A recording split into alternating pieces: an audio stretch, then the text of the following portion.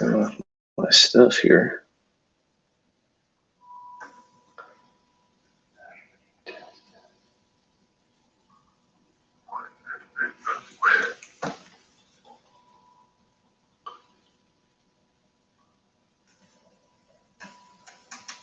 Hello, hello, hello. Oh, intro.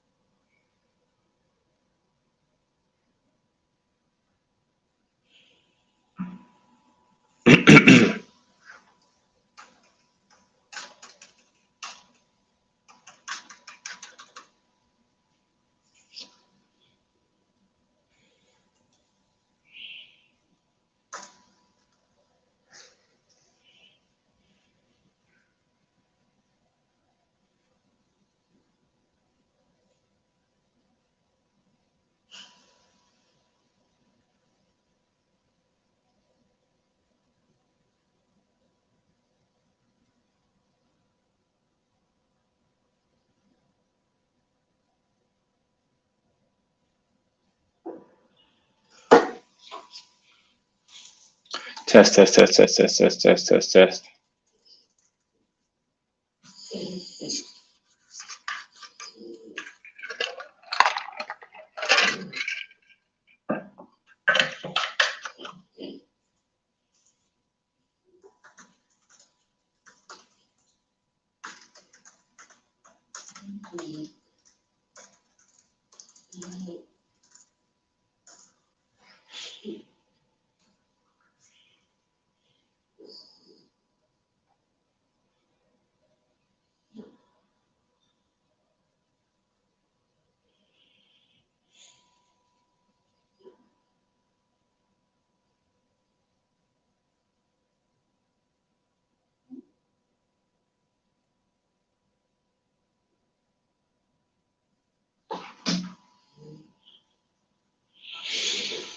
I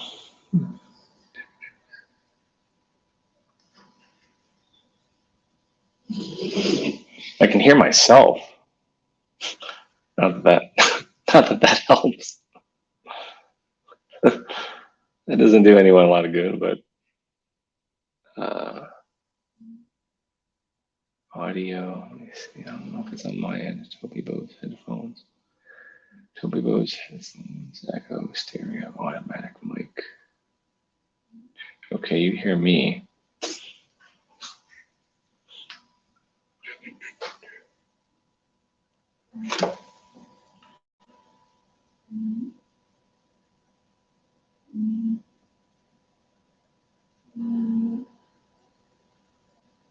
See, it's bringing my other person in. Oh, there you go. There you go. But you can hear me now? Yes. Yeah. Yeah, but I don't want that person. I don't want that third thing on the screen. That's not the one I want. Oh. Oh, there is something else. I don't know. Oh, I don't know what that is. Right. Can you kick them out? How do you kick them out? I don't know how to kick them out, Ian. I have no idea. This worked perfectly well last week, let me just say. Then, of course, this week, it's not going to work. Because that's just how it is over here, Ian. I'm still learning and growing. The TV engineers always tell me to turn it off and turn it on. Would restarting everything do anything? I don't know. So maybe what I do need to do is just the echo is gone. There was an echo, and now the echo is gone. Restart myself. Oh, no, there it is. I don't think it's on my end. Just have to love technology. I know. Just gotta love it. All right. Yeah, I wonder if you stopped it and fired it up again. If that would. I don't know. No, because I started my stream over there with this one. All right. Lord, you have a second window open? That my audience is always the bomb. They always hang in there with me through all of these difficult situations. my technical situation every week, Ian. Every week. So don't think you're special. No, well, good. I wouldn't want you to treat me different. I don't want you to treat me different than anybody else. Okay. Let me see. I may have to stop this one. Let's cancel. This is crazy. And you would think that I would just be able to remove. Oh, you did it. You did it. It's gone. Oh, but then your audio went too. What? No, there's me. It's a one man show.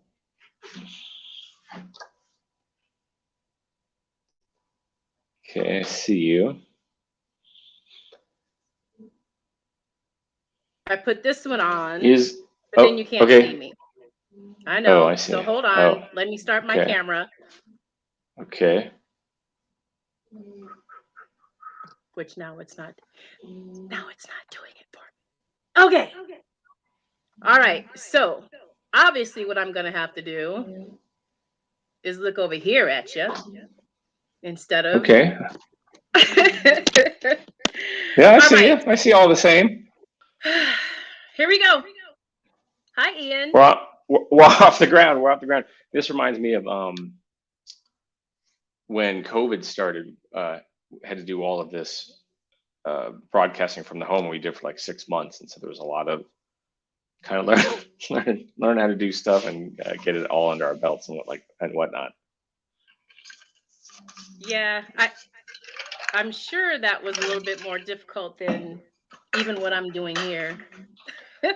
Yeah, I think it took some time. It was kind of fun in the beginning, something new. And is my shot framed right? Let me see here. Does the camera is it darkening or not? Because I think if I step out of frame, it darkens or not. Yeah, a little bit. Yeah, so just be very still. Let's do the mannequin challenge. Oh my God, remember that? everyone, or was it the mannequin challenge? What was the one they stop and there was some sort of countdown and then everyone just like blast off and start dancing and whatnot? I think it was a mannequin challenge. I never did that one, but I just feel like it would have been so much fun. They look pretty good. That was a simpler time when we just had to wait for the next challenge to come out. Okay, so I just want to take a minute to introduce everyone to my friend Ian. Usually I would have like some fancy bio or something, but because this is just a conversation with my friend, I figured I would just give you the opportunity to introduce yourself the way you want to introduce yourself to the audience. So Okay, Ian, perfect. tell us all about yourself. Well, I think it's appropriate through how we first met, which was at I was at a live shot. I worked for a local TV station, and we were at Food Bank. Yeah, there's a United Food Bank, and we had crossed paths, and we were talking about what they do and the mission and the good work and all that, and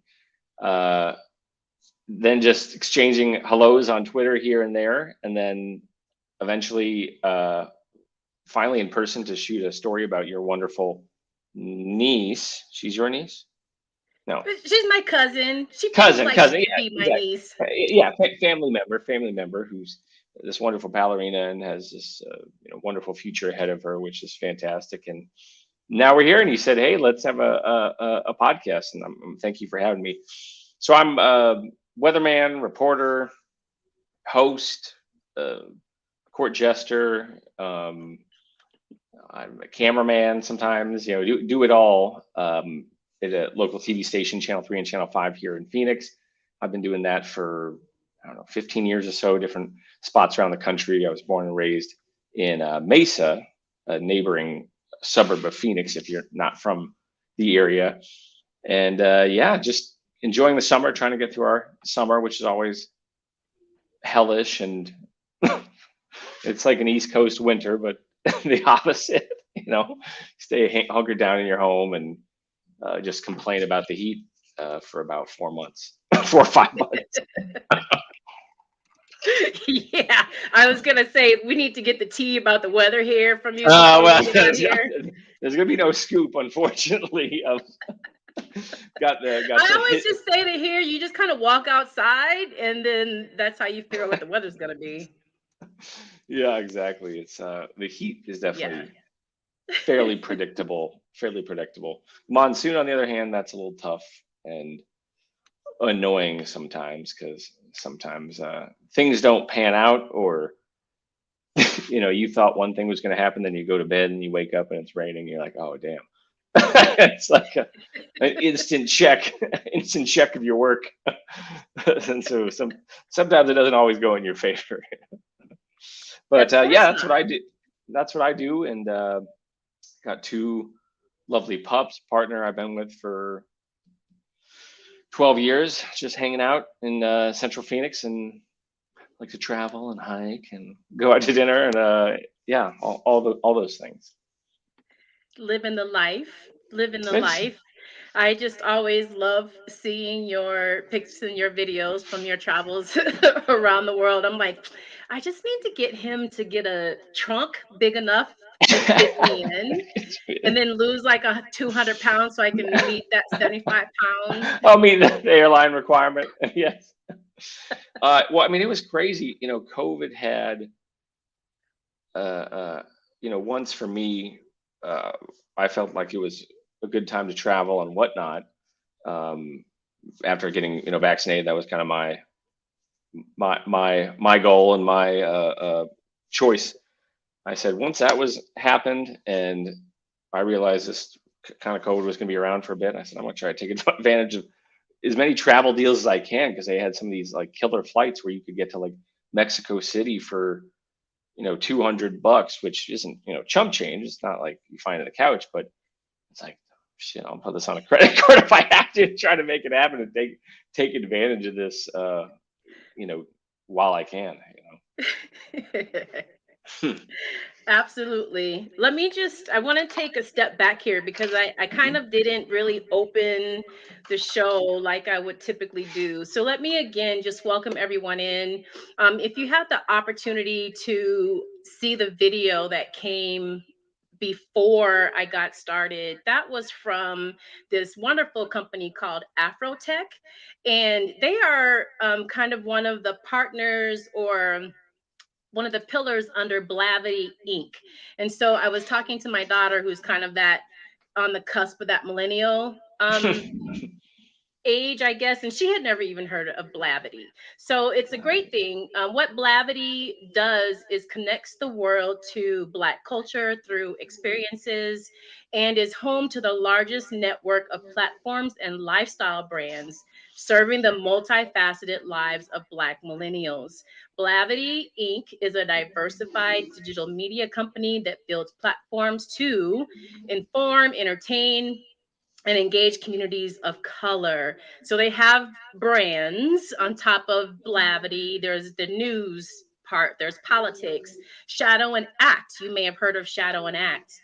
They're a division of Blavity. Travel Noir, 2190, Afrotech, which is this awesome company, and Blavity TV, where you'll get a chance to see all of the videos, which is where the video introducing Dr. Martin Luther King's daughter's company there. Oh, cool. So Afrotech is a conference. All right. So they have a conference is coming in September. They're a web platform where the founders and employees of some of the fastest growing tech startups will present the tactics and strategies they use to grow their products and their businesses. So conversations will range from raising venture funding, combining tech and culture, user design workshops, and growth hacking. So Ian, I don't know that it's if you know this, but this is Black Business Month. So every week I've just been, what's that? I say I did not. Yeah, every August is Black Business Month. So we've just been highlighting Black businesses here as we get our podcast started. So I didn't get a chance to do that, and I wanted to take a step back and do that. That's cool. I just pulled up their site, and they got a lot of pretty cool stuff here. Yes. And so I don't know if you're actually in Twitch, Ian, but there's a chat, and this is the opportunity. All right, so cannot hear Ian. Oh. Are you guys still not able to hear Ian? Test. Have we been doing all of this talking and no one's been able to hear you? All right, so I just made an adjustment. So Sweet Jamaica, let me know if you can hear Ian now. All right.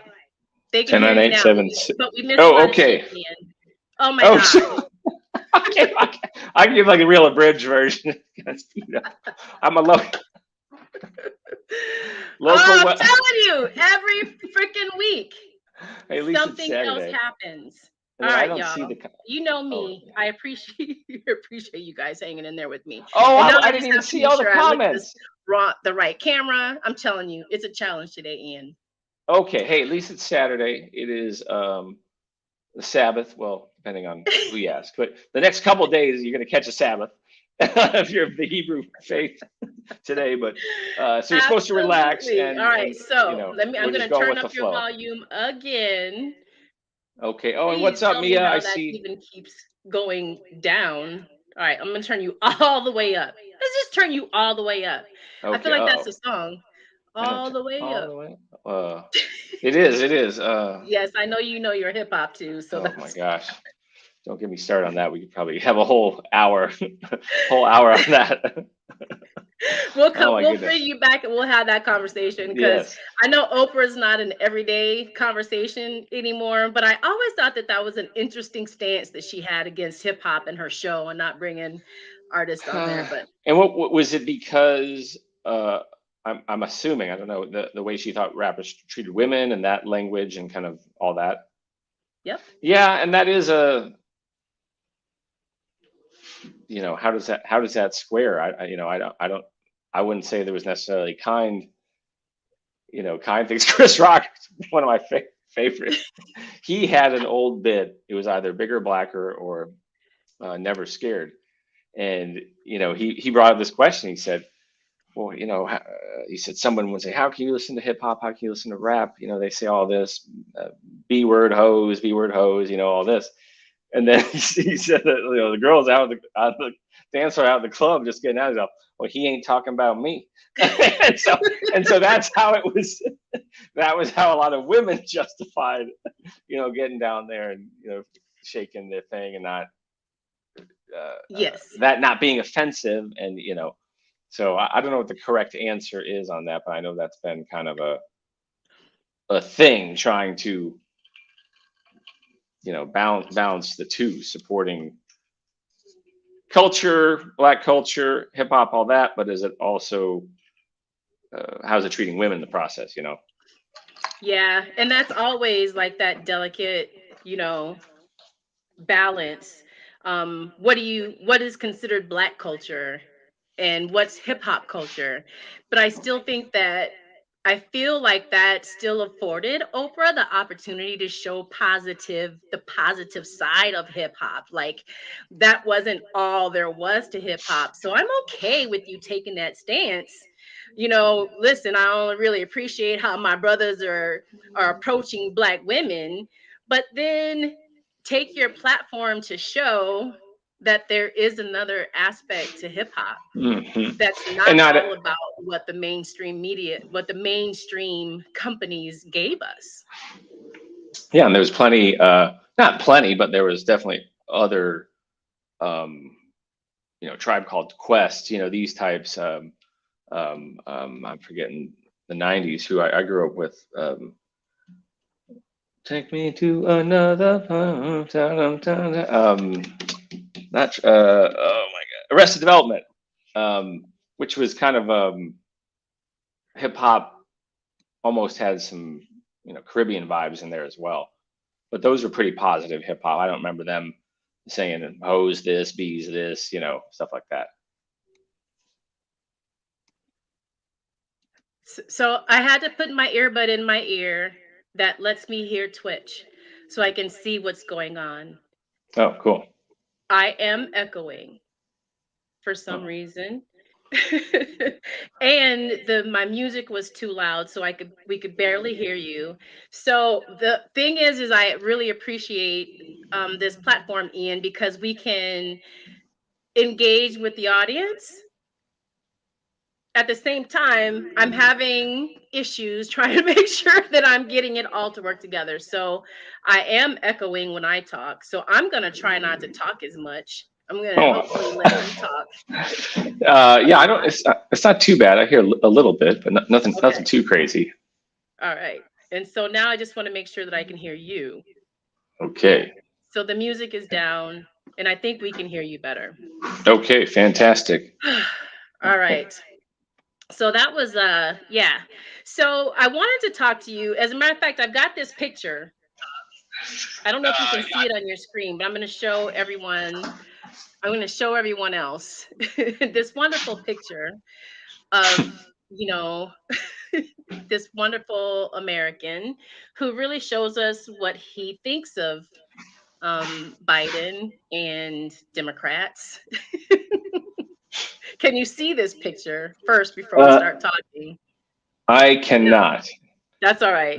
So let me just say that he says F you to Biden and you effing Democrat bitches.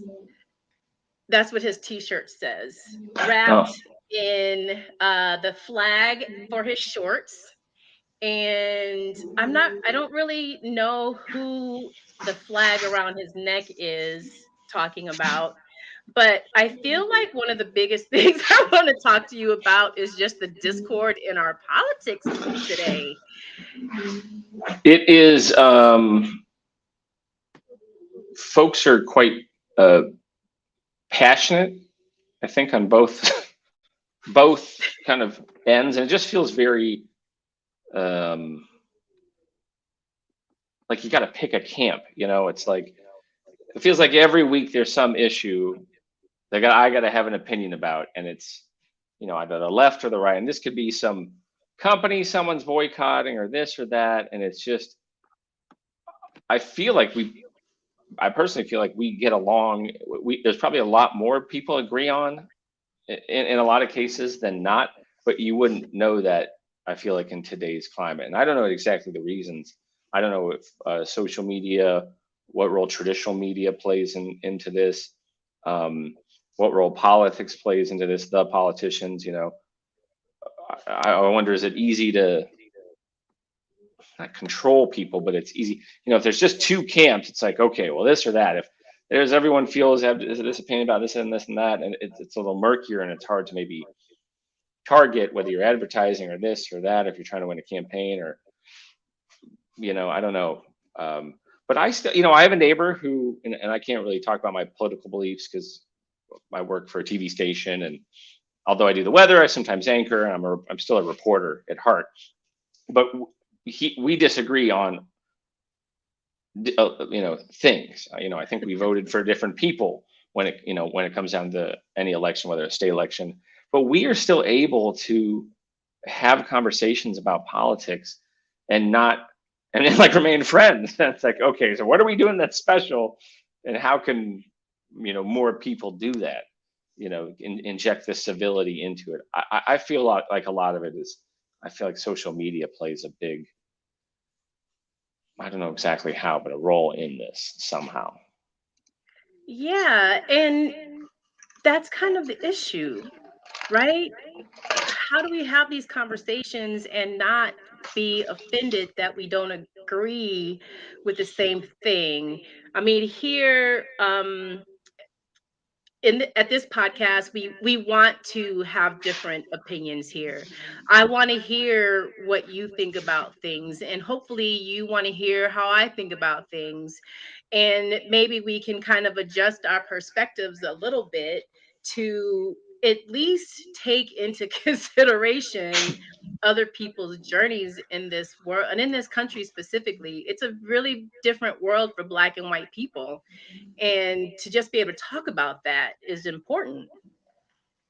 Yeah, I think stuff gets uh, packaged and displayed and offered up, and it's no pun intended, very black and white, and just like, oh well, this is this, and you must feel this way, and this is this, and you must feel this way, and these are the things. That's like, well, no, these issues are probably a bit more complicated. Maybe we would have solved some issues, whether it's immigration or whatever. Maybe we would have answers to these issues by now if it was simple, and if we kind of understand where people come from and this and that, we maybe be better at trying to fix some of the problems and issues people have. Yeah, and immigration is one of those things where I really don't understand, because we're all immigrants here, some by choice, some forcibly, which Mm-hmm. is also something that differentiates us, our Black and our whiteness in this country, or our brownness. But it just it's amazing to me how racist we are now, and we just seem to be okay with it. Yeah, I think some folks, you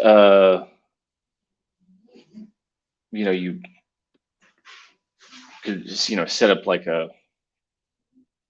not even a painfully obvious racist situation, maybe describe something, and you could present to someone and say, well, I don't see what's the issue here. They don't, and maybe trying to figure out why is that? Why, I don't know, think of like, what would you do? That would be the most blatant, obvious stuff. And well, yeah, a lot of people could watch what some racist setup like that you'd see on that show with James Quinones, I think it was.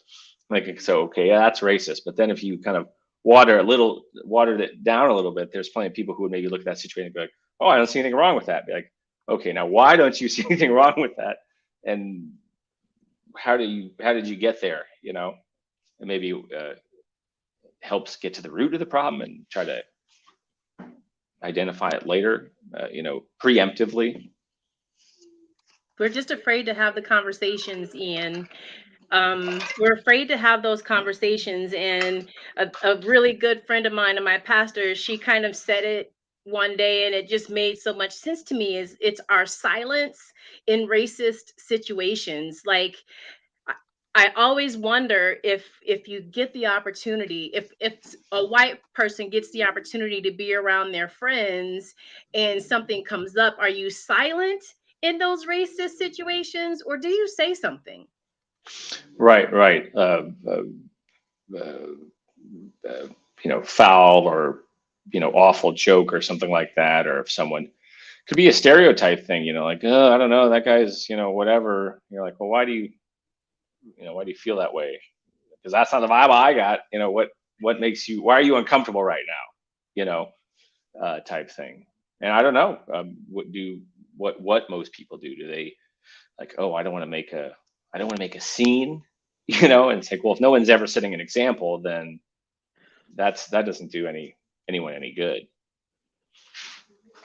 If you didn't want to say something, you don't make a scene. It's like, well, you never said something, so this is going to possibly happen again. It's going to be awkward again for you if that's what you're trying to avoid. This, yeah, yeah. I think that's true. Um, and then yeah, not wanting to make a scene. Do people just, you know, let things go because they don't want to make a scene, or they don't want to lose a friendship, or they don't want to, offend someone else? Yeah, I was once I was racking my brain trying to think of this. My friend was a lady I knew. She was a Hispanic lady, and I don't know if I knew her through ASU or what. I can't not remember where I knew this woman from. Anyway, she invited me to her family's quinceañera or something. There was a wedding or something. It was at this park, and I knew a little Spanish. She knew a little English. We were able to communicate, and we were friends. And I went to this thing, and I was with two of my friends. I said, "Hey, do you want us to swing by this thing? It's going to be, real cool, great food. Just say hello. We don't have to stay long, whatever." And they didn't want to get out of the car. It was in a kind of a more of a rough and tumble neighborhood in Mesa, and they didn't. They were like, "Oh no, we're good." And I flipped out. I was like, "What the?" I'm not going to say everything I said, but like, what are you talking about? You think these people are going to hurt you or something? And there wasn't, it was it was a little, it wasn't the neighborhood they lived in, but I didn't feel in danger, and there really was no threat there for us. But it was so strange, and I remember like being Not a lot of bad neighborhoods in Mesa. no, I mean, yeah, it was there's some patchy areas, but I remember being pretty furious, and to this day I didn't know, was it the neighborhood, was it the people, was it the color of their skin, what was it that was really freaking them out? And yeah, it was not good. Okay, And I went. so Ian, I said, "Oh, I'll see you guys in a half hour." Then you sit your ass in the car. and they just Oh, sat in the car like it was safer there. mm-hmm. I was all, whatever, screw you, and I don't know whatever Okay, happened. Ian, let me take a really quick break here. I want to just acknowledge the people who are coming in the room. Welcome, you guys. Thank you so much for taking the time out. We are a little bit behind today. I am so sorry. Spiritual thought leader, welcome, welcome, welcome. Thank you so much for your continued support of this show. I appreciate you. Not your average guy. Welcome, welcome, welcome. Disco Darren. Hi, how are you doing today? I really appreciate you being here. And Disco Darren, you were told that racism doesn't exist. It's Black Americans that keep it alive. Yeah, it's all our fault. It's all our fault. Ian, we're gonna talk about that too. Let me continue to just scroll and welcome everyone in. Sweet Jamaica's in the house. And spiritual thought leader, she is a streamer here on Twitch. If this is your first time here and you don't really know what Twitch is about, and you just want to start your morning with great news delivered in a funny way, but still hits you, so that you think and about these things, then spiritual thought leader is definitely the person for you. She is my pastor, and she just always drops so many wonderful nuggets in her stream. And so if you're not following her, please go and follow follow her. So we're going to definitely talk about what Disco Darren said, because I think that that's an excellent conversation that we can have. Wondering if you've had any instances like that where, hey, Black people, if you would just stop talking about it, racism would be over. I've heard that, and I don't necessarily agree with that. I think there's first of all, this stuff wasn't that long ago. I mean, we're not talking like thousands of years ago. We're talking about 60s, and some of these things where people like were given the right to vote. I'm like, okay, yes, it is 2022, but it's still not in my mind that long ago. And even I would imagine there would still be problems in parts of the world and the country, that close to the time when these rights were kind of afforded. It's not like, okay, Black people were granted the right to vote, and then we just flicked a switch and like racism, like this disappeared because that became the law of the land or anything like that. Right. So many other things, and so many other reasons why racism just isn't over yet. And it's hard for us to hear that when, my grandmother, who just passed away, was a sharecropper. My great grandmother, I'm not too far removed from slavery in my family. And then the thing that gets me, and I'm just talking about myself personally, is that we're not afforded the opportunity of really being just Americans. Ian, I want to talk about that, about the term African American. And even when I go and I have to choose what my ethnicity is, it's Black or African American, but then it's just white. Like, it just really bothers me. What do you think about that term African American? And now we're going off the rails now, Ian. We're just gonna get silly. So what you're saying on like census things, it says Black and then also African American? It does. It doesn't just say Black and then African American. It's Black or African American. Now I wonder why. I wonder what the origins of that are. Like and so I don't know. I just remember waking up one day and I was African American. We've gone through a lot of iterations of our categorization in this country throughout the years, and I know that I just woke up African American one day, and to me, it just makes me feel like I'm not afforded the opportunity to just be an American. Right. It's almost and especially because it's like a generation footnote. upon generation of my family are American. More probably American than I am. I mean, probably been here longer than my family, probably. So yeah, why does it need a footnote attached to it? Yeah. How do you feel? Does that make you feel any way? Is that something that you even think about? No, and that's probably something I know identity. Some folks African American, some folks like it's Black, and that way the whole way. And I don't know enough about the distinction, or if everything's just interchangeable. I know some folks have just a preference. Others maybe African, pulling in actual African roots a little more into their identity. They might prefer that more, but no, I don't know enough about it other than I have different friends who will say African American, and other folks will just say Black, and that's kind of that's how they do it. But I've never actually asked them, okay, now why don't you say this, or why do you say this? Like I challenge you to ask. Yeah, ask the question absolutely. One day to see if they have, like Hebrew versus a Jew. Like I was raised Jewish. Like, do I call myself a Hebrew? Is that more? Am I Jewish? Am I a Jew? It's kind of like does that even exist in folks in the Jewish culture that I'm used to? Is there differentiations in there? What is the different? What's the I don't difference? know. I mean, Hebrew, I think like I'd be wearing a loincloth and stuff. Like that's I think like real old. I'm thinking like biblical, biblical stuff, building the pyramids and all that. That makes sense. I think real way back.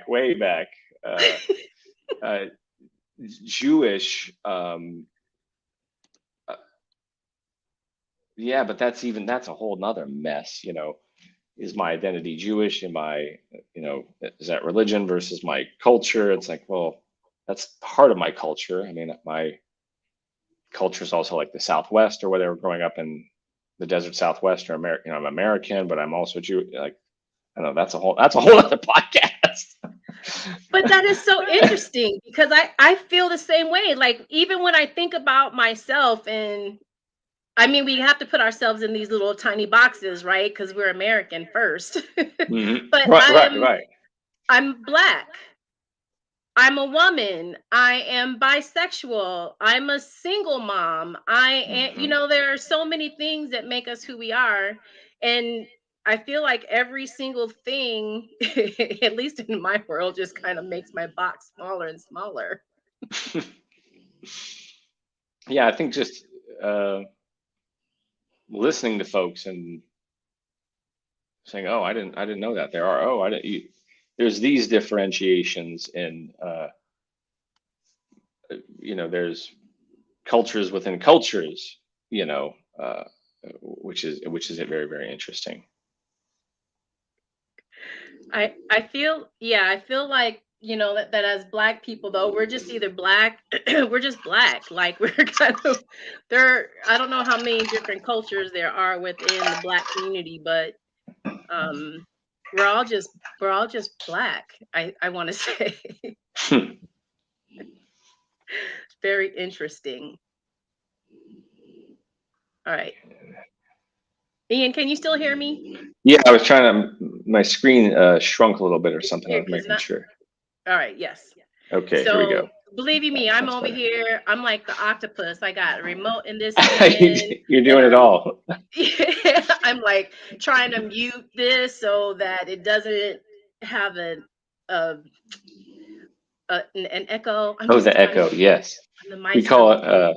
They call Let me take a minute and just go back to the chat and see if there are any more conversations that we can have, any interesting questions, and then just saying hi to you, not your average guy. I already said hi to you, but thank you for coming. Who else has come in the room? I want to say I saw Tall Pumps in the room earlier. I think I said hi, but just want to go back and say that. All right, so Disco Darren is very chatty today, and I appreciate that, Disco Darren. I appreciate you so much. Racism is still present. They found a young woman in California burned to death and hung. The news reported this as a suicide. How do you hang yourself and burn yourself at the same time? Not your average guy says there is no reason to have race identification on a majority of the forms that people complete. Yes, on any forms. Disco Darren says that he doesn't mind the African American signature. Disco also says that what blows his wig back is when anyone who is not a person of color to tell the story of people of color. Absolutely. And I don't know, again, I get really hung up on these terms that are given to people and people of color. Like, how about, is it just that it's not white? What do you think about that, Ian? I guess the question, as I was listening to Disco Darren, he was saying, "Well, I prefer this or I prefer that." I guess how should white people approach that? What is a good way for white people to better understand that? Whether it is those differences that we're kind of talking about, African American, Black. I mean, I would think that some from Black folk I've talked to have said, "Don't sweat it." I mean, like, ask, like, don't you don't got to tiptoe around it, and you can just feel free to ask me, because even just a conversation about that is a positive thing. Yeah, having a conversation is a positive thing, and I suppose it is what your preference is.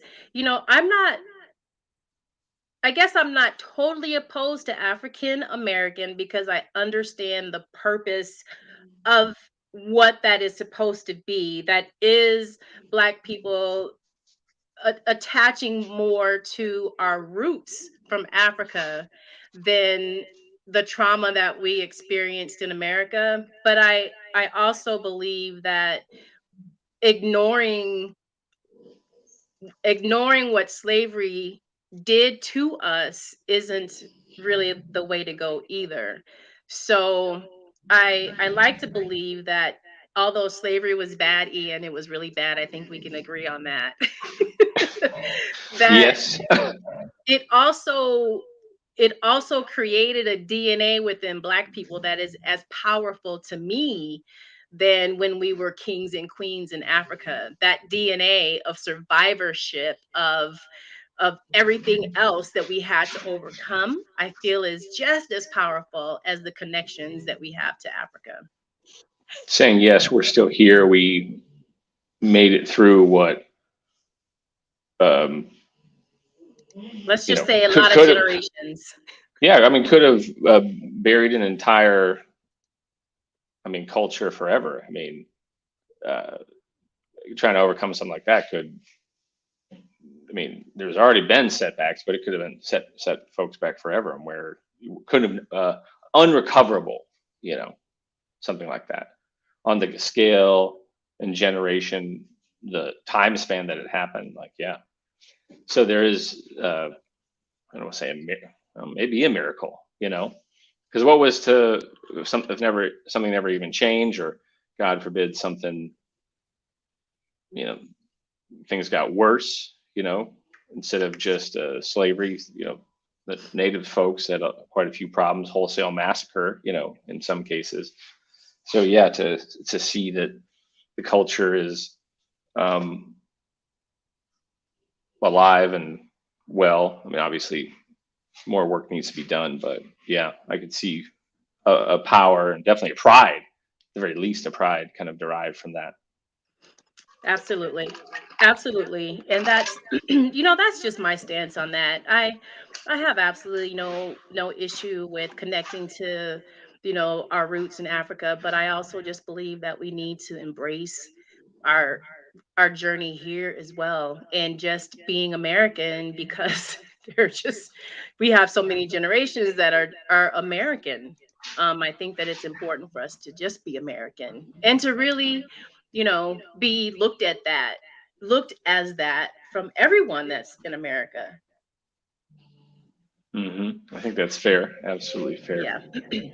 But we all have it's more inequality is more than just against Black people. I like to say in this country, Ian, the Yeah. Oh, significant part being just that racism against Black people is legislated, and so it's really hard to overcome things when it's just systematically baked into everything that's here, you know. what a voting issues, voting problems. Who was it? Gosh, there was a piece the other day. I forgot who did it. I think it was on the radio, or maybe it was Axios or something. It was diving deep into neighborhoods and freeways, with using freeways and large roads and whatnot to act as almost segregation, like barriers in certain cities. And they were like looking at this data and just kind of looking at whatever home prices and the ability to buy homes or get loans or whatnot here versus there on this side of the freeway, and da da da da. And it was like, oh God, this is like a map, you know, a map of inequality, of how they did it. Or the neighborhood I live in right now, the one next door to me. These are historic neighborhoods in Phoenix, and they all used to have homeowners association covenants. The HOA, now the HOA yells at your grass, but back then it was if you were Black, Hispanic, gay, probably Jew too, if you were Jewish, and you couldn't be in this neighborhood at all. And that was like the 30s or 40s. Like that wasn't that long ago, like thousands of years ago or anything. Like that's not a long time ago. And for, I doubt the HOA had a reason, and it wasn't illogical. Obviously it wasn't logical, but I don't even think they like attempted to give a reason. It's just like, oh no, that's just how it is. It's like, oh, well, we're here now. So yes. And yeah, that's kind of wild. Yeah, I just appreciate the fact that you just have knowledge of all of these things. Like, I knew this was going to be a really fun conversation, but the fact that you know all this shit is amazing to me. Like, well, I try to listen. I try to learn. I don't know everything, of course, and there's a lot I can learn, but I was thinking about, inequality and, what was my exposure to it. And I did not have a lot of exposure to that growing up. I've lived a blessed and, privileged life. I had a lot of, we weren't rich by any means, but I never worried about anything and stuff like that. But I think as on firsthand, I mean, I remember my dad would talk a lot about, he was a pediatrician. He would talk a lot about healthcare and mortality of Black mothers. I learned at a really early age, and that's crazy because I'm 40, and he was talking about this as a kid, and there's still like a lot of issues with that. Is for a developed country, the infant mortality rate with Black mothers is like astronomical. I don't have the data in front of me, but it's not good. And still is, yeah. And still is, and this is 30 years ago, whatever. When I was a kid, I'd hear about this. So I would hear about, I was young, but I would hear about this inequality kind of through my dad, or whether it was, especially in Phoenix, he was on a task force or something to handle teenage pregnancies with the Latino Hispanic community being very, very high, unwanted pregnancies and stuff like that, and how they were working on, remedying that. So I was exposed to it in certain ways as a kid, not through, personal inequality, but through different channels. And I think really as a reporter, because before I was a meteorologist or a weatherman, I was a reporter on the streets. And so I lived in Peoria, Illinois, in central Illinois, home of the great Richard Pryor. And so I went to ASU, did all my journalism school, was plucked from, Phoenix, Desert Southwest, which not a lot of Black folk compared to other parts of the country. So plucked from the Desert Southwest into central Illinois, which I think was maybe 30 or 40% African American population or Black. Yes. And so that was new. That was a whole new experience, and learning things that I just had not been around a lot of Black people before. And I had, Black friends growing up, but the Hispanic population was the bigger population of color here when I was growing up in the Desert Southwest. So, yep. And then as a reporter, I would see the inequality a lot going into people's homes. So I would cover, not good stuff, murders or, tragedies and stuff like that. And so that was kind of eye-opening because you go into people's homes all over the place and projects and this or that, and just see things that you had not seen, and you had heard stories that you had not heard. I'll never forget a guy. I was in Peoria, and I was covering a murder or something, and these guys are trying to give me a hard time because we were shooting video of the scene, as you do when you get on the scene. And like, well, we don't want you here. You guys are always here, only for bad stuff. You guys are only here when there's murders and da-da. He's right. He was absolutely right. It's like and I try to tell him, listen, I don't want to be here as much as you don't want me to be here. I'm whatever. This is just my job. They told me to go cover this scene, and I try to be as compassionate as I can. But he said, listen, you get to leave here when you're done. Once you shoot your story and you do your da-da-da, you're leaving. He's all, we're staying here. We're living in this hell and whatnot, and people obviously getting killed, and there's bullets going down the street and stuff like that. And that was kind of, I still think about that today. I don't report as much on the crime, but I'll never forget kind of that and trying to open my eyes and just listen more and be empathetic and say, okay, these are some of the situations people are in. How can I try to at least be part of the solution? I don't know what exactly it is in every single case, but be part of the conversation and hopefully part of the solution somehow. But that was kind of a eye-opening introduction, kind of as a young man, young professional, to inequality in different parts of the country. And that happened when I moved to different states, to New Mexico and whatnot, Sacramento, later on Sacramento. Yeah, I grew up here as well, and there are many. I feel like every school year I was the only Black kid in my class, every school year. And I also remember being the only Black kid in my entire school, which I thought was very interesting as well. Yeah, it was. What school was it? Oh, so many. There are so my childhood was not very stable.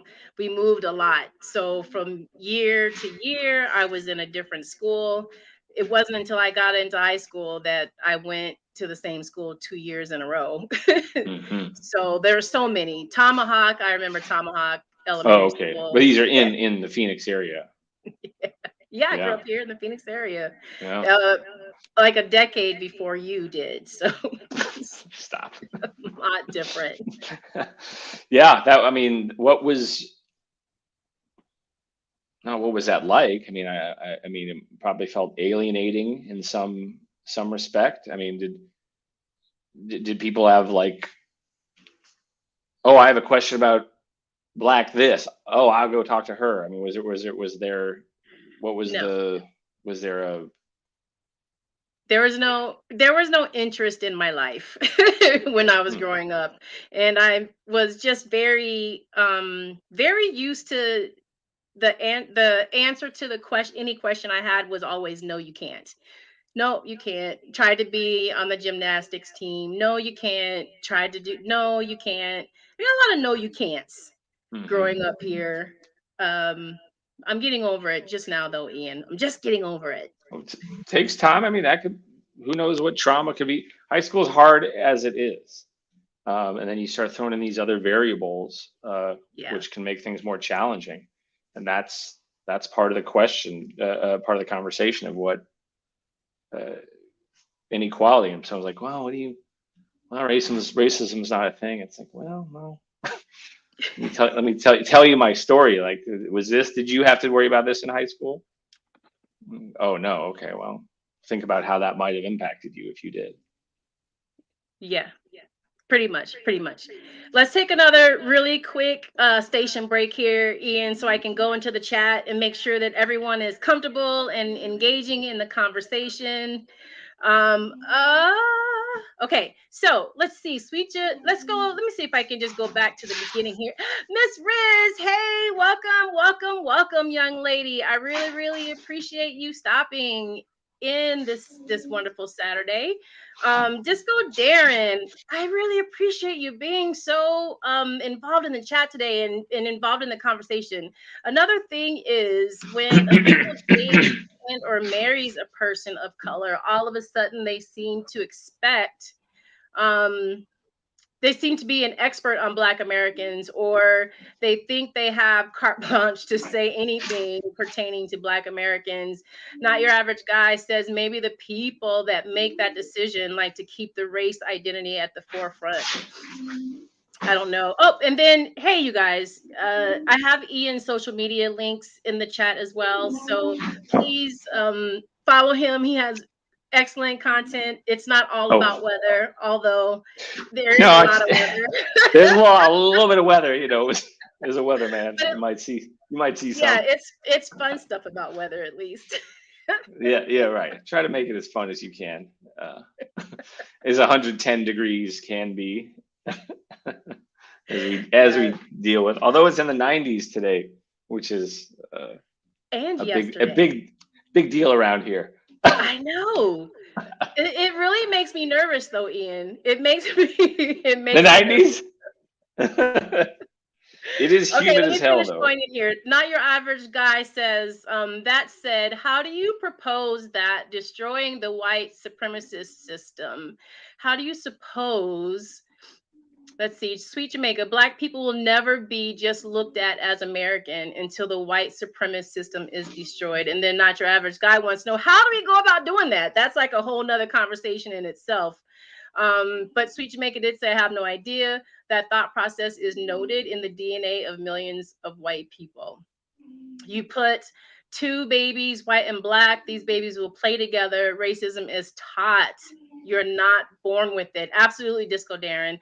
Racism is taught in this country. And again, legislated in this country as well. So before we go any further, Ian, because we've got Lorena joining us today, who is running for state representative in Mesa.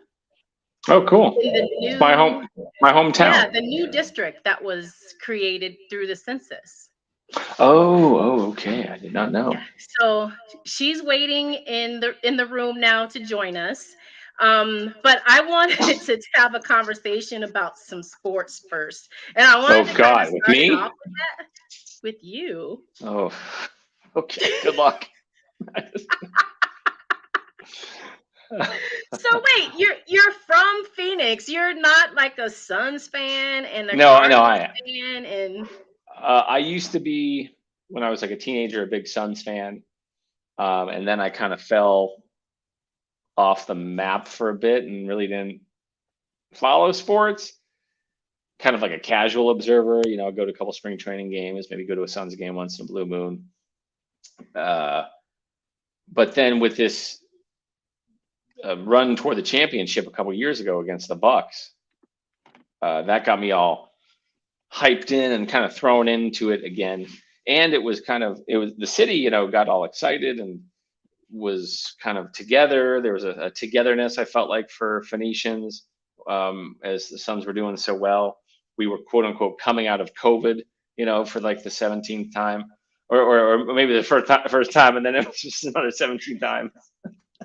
But we're coming out of COVID, and so I got all wrapped up in the finals and was rah and going to sports bars to watch games, which I really hadn't done, but they got me all juiced up. So I do follow the Suns, but the Cards, not, I watch passively. I'll go if there's food. I'll go to if you're hosting a game and there's food, I'll go if there's food. I don't know why that surprises me, Ian. I just knew we were gonna have this big conversation about the state of at least our two major sports programs here, but that's okay. I know a little bit. I've been following the Kyler Murray stuff and the speed racer. What's his name? Speed racer on the 101 going 120 or whatever. What was that all about? I still don't understand. So you I'm telling you, probably trying to go get some nookie. There's probably a woman involved. And she's you got to get here in 10 minutes. He's all. There's a woman involved who was late for work because of that woman. Something, I don't know. A man driving that fast, something like that was involved. Because it was like 7 o'clock in the morning. It wasn't even like at night. She says, "Come through," and she says, "Come through." Better hop in the car. Probably even have his second shoe on. He was just hopping, trying to get in there. Yeah, it was like really early. He was hauling some serious ass. So it was good. It was funny. It was so funny. So you can't. So there are like two different screens that I have here, Ian. You can't really see what's being broadcast at Twitch right now, but I do have these really great pictures of you. Oh, that's cool. I have one of you and Larry Fitzgerald Jr. Oh yeah, I think he was in the station. Was that the station? That was at the station? Yeah. I forgot what he was there for, but I was like, nice guy. He's always been so nice anytime I've met him. He is a nice guy. We had his dad on here a few weeks ago. Oh, cool. That's awesome. Yeah. It's always nice to talk sports with his dad. I lived in Minneapolis for so many years that I knew his dad from working on the radio station. I was the DJ in a previous life too. Oh, that's cool. I didn't know that. That's how I know his dad. Oh, cool. Yeah, he's a great guy. Does a lot of wonderful things for the community. He's just nice as hell. Are you ready for the Super Bowl to be here? Oh my God, it's gonna be crazy. I'm gonna be working. I mean, we're gonna go all out. I think I gotta shoot a couple stories. We're gonna be doing lead up stories, all about this and that, and then it's the weekend of the Phoenix Open as well. So we cover that extensively. It is just gonna be, I probably won't sleep for a week. I mean, it's gonna be so crazy, and yeah, so very, very excited, but also getting ready to work quite a bit because the Super Bowl, it's like, oh yeah, it's cool. You get to cover all these, but that is true, but you're also doing like a lot of, repetition and news, and it is still some work once in a while. Yes, there's definitely work involved. I actually am a captain. I'm a captain on the volunteer committee. Oh my God, that's awesome. I'm so excited. I think we ran a story or something. We're talking about like the volunteer opportunities, and there's still a lot of them out there. You get cool access to do stuff and see stuff that maybe normally wouldn't. Some of the volunteers, I think, go in the arena, so you might actually like be able to see the Super Bowl while you're volunteering. Yeah. They can't just sit down and crack open a beer, though. Like you actually, I think, have to. You might actually have to do something. I'm going to be so far removed from the actual game day that I don't know that I'll be able to enjoy the game, but I'm still so excited for the opportunity to be a captain on the committee. Yeah, that'll be good. Actually, at the Phoenix Open, I heard this last year that they had some people that would volunteer, and once they like got there to volunteer, they like just went and like saw the Open. So they used the volunteering as like a Trojan horse as a way to like sneak into the event. Shame. Yeah. Now I'm sure someone will try that with the Super Bowl, but I think the Super Bowl is a little more locked down with security and whatnot. Yeah. All right, so we're going to take one more break. I just want to kind of say hello to everyone who's been in the chat, who's coming in the chat. If there are any more questions for you, nope, no more questions. One of the things I wanted to make sure. Oh, so I just got a message from Lorena, who's here waiting to join us, Ian. So let's bring her on because she has to leave in 10 minutes. So let me get her in the stream here. Lorena. Hey. Can you hear us? Yeah, can you hear me? Yes. Hello. Ian? Yes. Hey, hi. So hello, good morning. Let me introduce Lorena to Ian Schwartz first. Hi. Lorena, this is Ian. Ian, this is Lorena. Hello. She is running for state representative in the new district here in Mesa. Yeah. And voting is really important. And I know for those of you in our chat, you may not be in Arizona, but I still think that it's important to have conversations about voting right now. So welcome, Lorena. Tell us a little bit about yourself. Yeah, and regardless of where you are in the country, if you're in the United States, voting in this election is maybe one of the most important elections in our lifetime. Because while it's not a presidential election, it's still local for everybody. So you're voting on your governors, secretary of states, state legislators, the ones that are really going to impact your daily life in terms of policy. But a little bit about, and I have a little more than 10 minutes. No, that was. I think you might have switched the messages. I got a piece out here in like 5 or so. Yeah. Sorry. She's like, I gotta hurry. Yeah, I was like, no, that was me. Crunch. That's you, Ian. All right. Yeah, that's me. So I'll probably piece out here a little bit more than that. Awesome. Well, that's good, Ian. we'll wrap it up with you after Lorena, excuse me, just tells us a little bit about herself first, and then we'll wrap it up with you. Yeah, so I'm running for House Representatives, like you said, in the new legislative district number 9, which is pretty much West Mesa. Mesa is a very big city. I don't know if people realize that, but kind of divided into 2, East Mesa and West Mesa. So I'll be running to represent West Mesa and 2 precincts of Tempe. So a little bit of Tempe over there. What are the kind of crossroads? Because I think I grew up where I grew up in Dobson and Guadalupe. Yes, it might be just outside. So it going north to McKellips, south to Baseline, east to Val Vista, and west to the 101. So it just flipped it. But that's my stomping grounds. That's my stomping grounds there. Yeah. Where did you go to high school? Did you go to Dobson? I went to Dobson. I went to Rhodes Junior High. I went to Booker T. Washington Elementary School. Those are for sure. But yeah, so like you said, the redistricting happened, so it created this brand new district.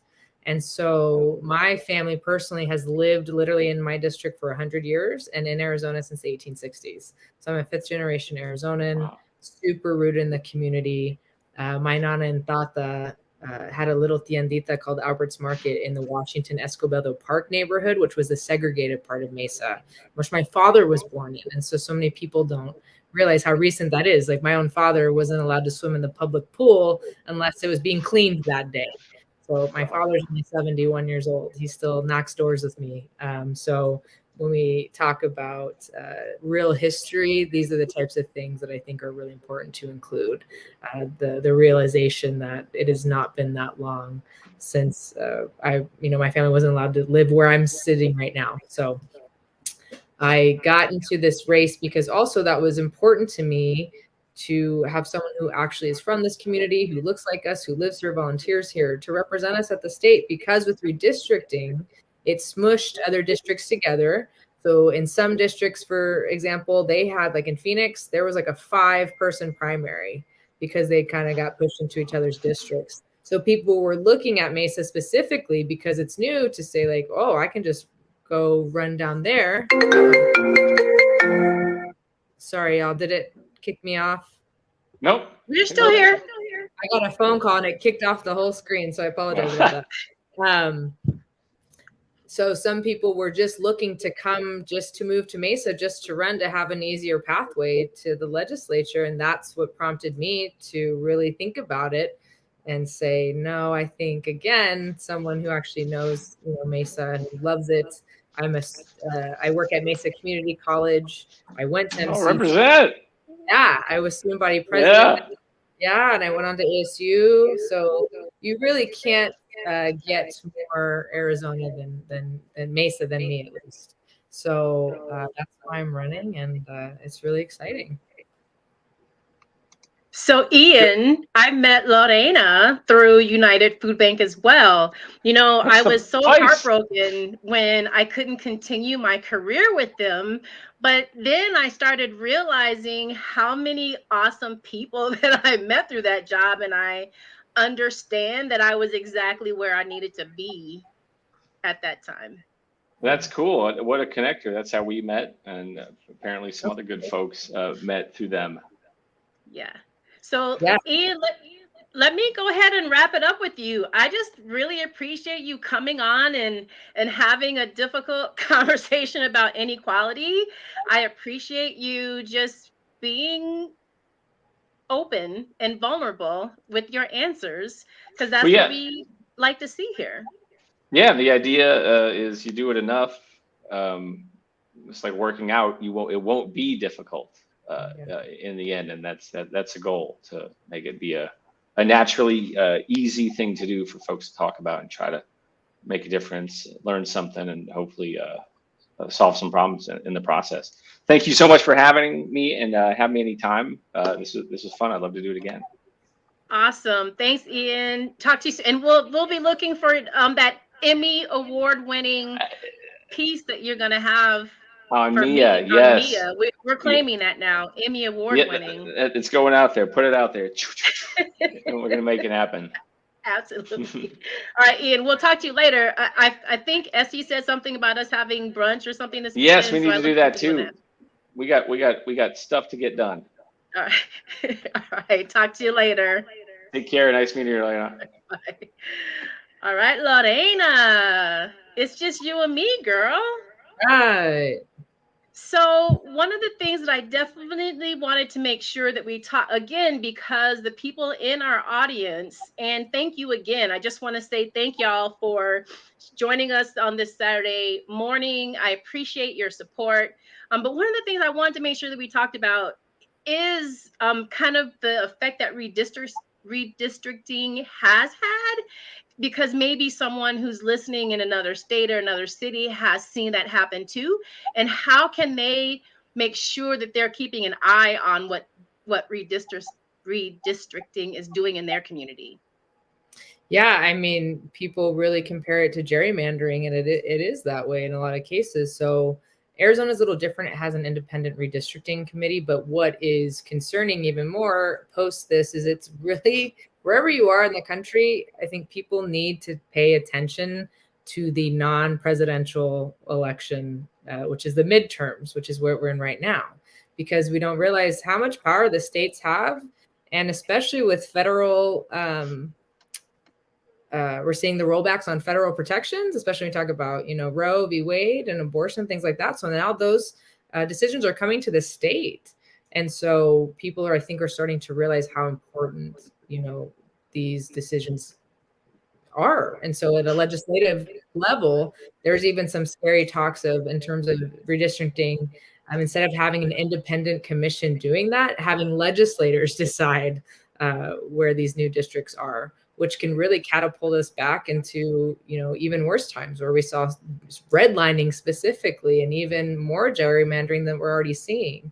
So, a lot of people will ask me, what do we do? What do we do? What are you going to do? But the honest truth is we can't do anything if we're not going to get legislators that are going to advocate on behalf of the people. So in terms of redistricting, I was about to go off on another tangent, but I think what's really important is to understand it's different in every state. So I'm not quite sure how other redistricting processes is in Arizona. It's an independent commission where they have different people that are part of this conversation, but it is very well drawn up on basis of, political party affiliation. And so it's just very important to be knowledgeable of what's happening in your community. And that's what I always really tell people to do. You can't advocate for yourself if you don't know what's going on. Absolutely. And I think that we don't pay close attention to what's happening local. Like politics is local, and sure, we've got, all these big people sitting in DC kind of, with the puppet strings, but where you have the least amount of puppet strings, I think, is on the local level. What do you think about that? Yeah, I would say so. I think you can have the most immediate impact at the local level, because federal just takes a long time because there's so many processes that you can go through. But at a local level, that's why I honestly never thought I would run for House right now. I always thought I would start at a school board level, city council. Again, this opportunity just opened up and it was perfect. But I believe in local government and the most immediate impact. If you want to know what's happening, because they oversee so much, they oversee where housing developments are being put, or businesses, or transportation like the light rail. My mom always taught me when I was younger, and I always think it's funny because she was so right, and parents are a lot of the times. But she always looked at the city planning. City plans, the planners, office, they plan, decades ahead of time. So when she was looking at purchasing a home, she wanted to know what the plans were for the city. Was there going to be, again, like a light rail or a freeway being looked at? Because they do that so far in advance. So it's really has a lot of power. I mean, our school districts, funding, parks and recreation. And there's a lot of community boards that people don't realize they can be on, but the city is always looking for people to sit on these community advisory boards. And they have a myriad of ranges of things, from housing, like I said, to parks and recs. So again, there's a lot that you can do But I think too, there's a huge stereotype about getting involved in government, or that we don't belong in government, because I don't know how to say those fancy words. You know, the lingo, government lingo or policy is just not friendly. And I think that's intentional. I mean, we don't teach that. And you would have to, you know, I think a lot of people assume that they would have to have a higher education or a graduate degree to do something like this, but that's simply not true. But we have to let people know that and empower them to do this, because what we do need is people who are actually living in our communities, who actually know our communities, and they are the best and biggest advocates. So again, too, I think that's something that I've learned has been so clear to me in running, is that I may not know every policy yet. I am a very good student, but you cannot teach someone how to know your community. And that has not been more evident than when I go and knock on these doors. Absolutely. And I love that. I love that recommendation to if you're whatever city you're in, to be more in tune to what the city planning is. If there's nothing else that you can do, you can definitely pay attention to what city planning has to offer. And you do have to plan so far in advance. I learned all about that when I got my real estate license. Like, there's water planning, there's so many different things that you have to plan for, and to understand that you can actually get involved in that somehow, not necessarily being on the city, being on the board, but being involved like on a committee or something. Yeah. That's awesome. That's great advice for everyone. Sweet Jamaica, is there still an echo? Please let me know. I am paying attention to what you're typing in there, so let me know if there's still an echo. I'm trying to be Houdini here and cut down on all that. Lorena, yes. One thing that I did want to talk to you about, and we're almost done with our time here on the show, but I tried to have this conversation with Ian, which really wasn't that much of a conversation. But are you a big Arizona sports fan? Oh, okay. So like back in the day, yes, and I do. I love sports. It's not for my lack of loving it. It's because I just haven't had time most recently. But I'm a huge Suns fan. I was at the very first Arizona Diamondbacks game when it opened. It was like June 8th or something. I still remember it very clearly. My family's a big Cards fan. We were there. I was at the game when the division championship before heading to the Super Bowl last time in Florida. I wasn't in Florida, but my dad and my brother went to the Super Bowl in Florida. We lost, unfortunately, but no. And I just love sports in general. So I was a big athlete growing up, but my knees have changed a lot since then. I wish I could tell my younger self to just chill out, but it's a good thing I had some studies to fall back on. I love this time of the year because even though we're in Arizona and the weather is just weird, it's still like the fall is the beginning of all the sports that matter. So yeah, baseball is gonna be coming up. I won't lie, so naturally I'm also like a Cubs fan, because if you're from Mesa, spring training is like a big deal. I'm also, oh my gosh, a little bit of a Cardinals fan, a St. Louis Cardinals fan, because I lived in St. Louis for about 4 years. And man, that is such a cool baseball town. It is so different. And I think too, sports on the Midwest, East Coast is just so different than Arizona, because they've just been established for hundreds of years. And so I think we struggle as Arizonans with like except for the Suns. I think the Suns would probably be the biggest one. But like, man, if you go to a baseball town like Chicago or St. Louis, it is just a different world. Like, you got tickets to the game, your boss be like, yeah, go to the game. You have to go to the baseball game. So I'm a little bit of a Cards fan because it was just such a cool baseball town, and I really enjoyed it. We can definitely appreciate that, because growing up here too, many years ago, all we had were the Suns. We didn't really have any other professional teams, so that's all we had. And I had to be a Bronco fan growing up because we didn't have football. But so 88. Once the Cardinals came, then those Broncos they fell down really fast.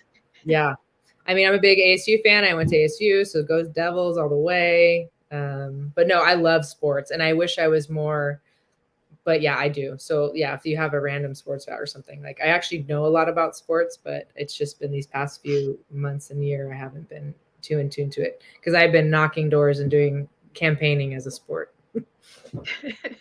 And I know you've been really busy, so I won't keep you much longer. But if there's anything that you could leave our audience with today, any additional thoughts that you want to leave with them, now is your time to do it. Well, if you're in Arizona, hi, vote for me. November, it's the election. But no, also too, I think, this is such a new thing to me. I've always been involved in my community, and that's where my heart has been. And being involved in party politics is wild. And I'm not trying to be a party savior, but just someone who is going to, help get resources that are owed to our communities. Because a lot of times it's just, you don't have the access to it because you might not know how those systems work. So systems are really important to me, and learning how to navigate them because they're not equitable. That's been my biggest thing. But I've really always tried to put myself in positions where I can make an impact. And I just encourage everyone. Like if you had asked me 8 years ago that I was going to do this, I would have said, that's not true. I don't know what you're talking about. But if I can do this work, so many other people can, and so many other people are probably more qualified than me to do this. And when I say qualified, I don't mean they have the right degrees or they went to some fancy school, but you're part of your community. If you're a small business owner, if you're a parent, and you can be involved in your child, their campus. I mean, there's so many people that already have such an impact in our community, and I would like to elevate those voices because people are already doing the work. I think something that really bothers me the most is where people say, oh, well, you know what you all should in this community, you need to do this and this and this, and you should create this type of association. Those already exist. So people in our communities, Black and brown communities, have been doing the work for so long, but we don't get the notoriety because that's not what we do it for. But we don't get, the support that we need, but also I would love to bring those resources. Like, is there grant funding that's got to be out there that we can use, but we have to learn how to be on that level playing field. But we've already been doing the work. It's not that we don't love our communities. I think that really bothers me sometimes, where people assume that we don't care, or we don't already take care of each other. We've had to do that since the inception of this country. This country's been here a lot longer than that, but since 1776, where it was legally that we were just ostracized legally, right? But we've always had to do that. And so that's what I'm trying to bring, to the state. If people want to support, you can totally support me. Anyone can donate from the country, but it's a grassroots thing. Even a few dollars pays for some literature that I get to walk around and say, hey, this is my information. So don't think that your impact is just too small or you can't do something. Even a $1 donation, if it's not to me, which would be wonderful. If it's someone to your own community, please donate to your local candidates because they need your help. They need your help. Absolutely. Yeah, absolutely. That's such a great thing that we get to leave the audience with, is that we have been doing the work. The work has been getting done. And one of the things that I like to do here, Lorena, is give people action. So the fact that we're getting the opportunity to end with some real action that they can do in their own communities is exactly how I like to end things here. So Lorena, I like to really let those R's roll for you. Yeah, I would love to come back a different week. If you want more time, I'm down. Absolutely. Let's talk this week. I think we had decided that you can come back again next week if that's still in your schedule. If you need a longer time, then let's make it happen.